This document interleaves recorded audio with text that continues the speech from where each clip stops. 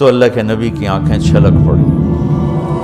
آپ نے ایک دم بے ساختہ کہا یا اللہ میں ابو بکر سے راضی ہوں، تو بھی اس سے راضی ہو جا اور اسے جنت میں میرا ساتھی بنا دے.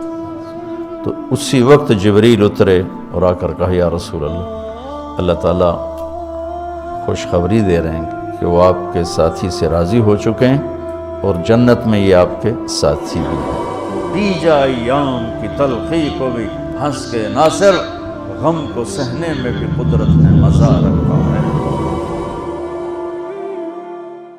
27 صفر اور ستمبر کا مہینہ تھا تو 622 عیسوی تھی. تو ادھر ہے مدینہ اور ادھر ہے جبل ثور. تو ابو بکر نے عرض کی میں نے ایک غار ڈھونڈ رکھا ہے، پہلے وہاں چلتے ہیں، تو جب ہماری تلاش ذرا رک جائے گی پھر ہم نکلیں گے. تو اللہ کے نبی پنجوں کے بل چل رہے تھے. پنجوں کے بل، پنجوں کے بل اس لیے چل رہے تھے کہ پاؤں کا نشان دیکھ کر کھوجی پیچھے نہ پہنچ جائے. تو یہ کوئی مکہ سے غار ثور 3 میل تھا. تو آپ ایسے جا رہے تھے ایسے. ابو بکر کبھی آپ کے آگے چلتے کبھی پیچھے چلتے، کبھی آگے چلتے کبھی پیچھے چلتے. تو آپ نے پوچھا یہ کیا کرتے؟ کبھی آگے کبھی پیچھے. تو کہنے لگے اخاف الرصد فامشی امامک، اخاف الطلب فامشی خلفک. جب مجھے یہ خیال آتا ہے کہ کوئی آگے چھپا ہوا حملہ آور حملہ نہ کر دے دشمن تو میں آگے ہو جاتا ہوں. جب مجھے خیال آتا ہے پیچھے سے کوئی پہنچ نہ جائے تو میں پیچھے ہو جاتا ہوں. اس طرح. تو آپ نے بہت شکریہ ادا کیا ان کا. جب پہاڑ پہ چڑھنے کا وقت آیا تو آپ کی انگلیاں زخمی ہو گئی تھیں ایسے چلتے چلتے. تو ابو بکر نے آپ کو کندھے پہ بٹھایا اپنی کمر پہ، اور غار جبل ثور ایسے سیدھا پہاڑ ہے ایسے. میری آج تک ہمت نہیں ہوئی چڑھنے کی، حالانکہ کتنے سالوں سے اللہ لے جا رہا. تو آپ کو اپنے کمر پہ بٹھا کے اوپر پورا پہاڑ اوپر چڑھے، پھر آپ کو باہر کھڑا کر دے گا. آپ اندر نہیں جائیں گے. خود اندر گئے، ایسے اس کو ٹٹول کے جتنے سوراخ تھے پتھروں سے بند کر دیے. سوراخ باقی بچ گئے. تو اپنی پگڑی اتاری، پھاڑ کے سوراخ بند کی. پھر سوراخ باقی تھے، کرتا اتارا اور پھاڑ کے سوراخ بند کیے. ایک باقی رہ گیا جس میں وہ سانپ تھا. تو کہا یا رسول اللہ آئیے. جب آپ اندر تشریف لائے تو اندھیرا تھا، پتہ نہیں چلا. جب تھوڑی سی روشنی ہوئی تو دیکھا ابو بکر کا نہ کرتا تھا نہ عمامہ. تو آپ نے پوچھا تیرا کرتا کدھر ہے، تیری پگڑی کدھر ہے؟ تو انہوں نے اشارہ کیا کہ یہ سارے سوراخ تھے.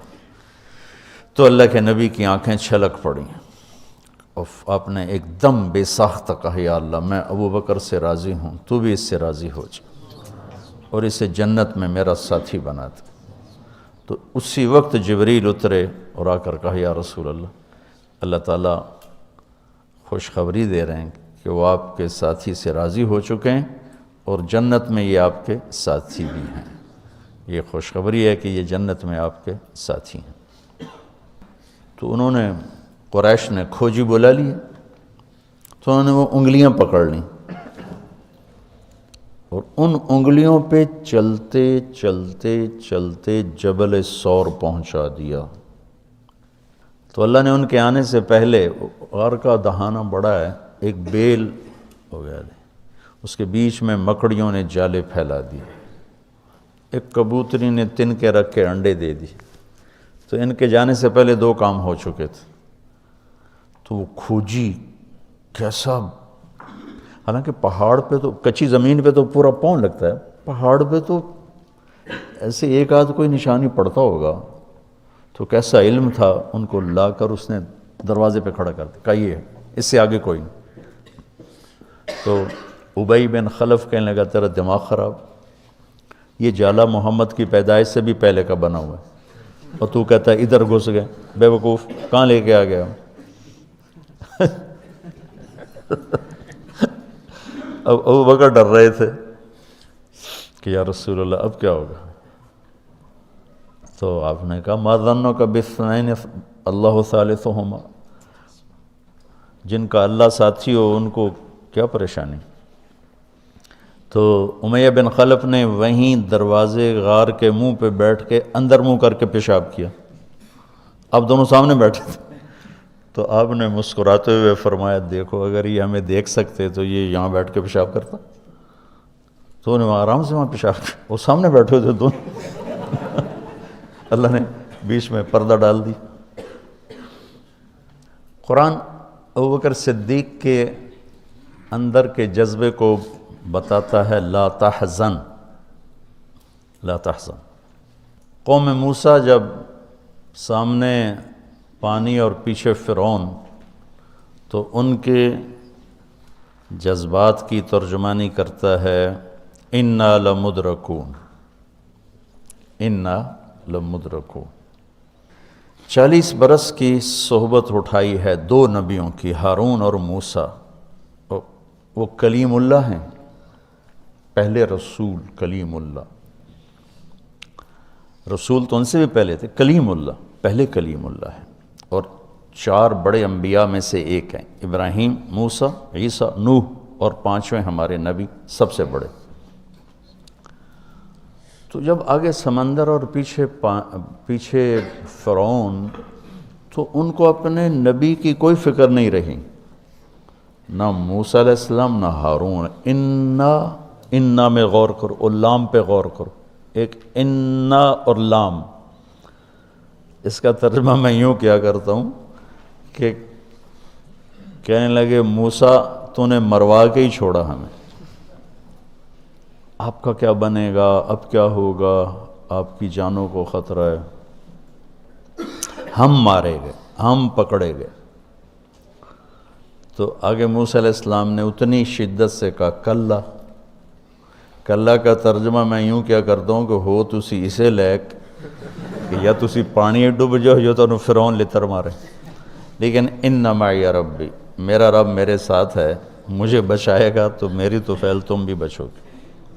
تو انا لمدرکون ان کے ذہن کی عکاسی کرتا ہے، پستی ذہن کہ صرف اپنی پڑ گئی. اور لا تحزن عکاسی کرتا ہے کہ ابراہیم ابوبکر اپنی جان کا اگر خوف ہوتا تو لفظ آتا لا تخف. انہیں غم لگ گیا اپنے نبی کا کہ اب میرے نبی کا کیا ہوگا. تو حزن اپنے لیے نہیں، اپنے دوسرے کے لیے.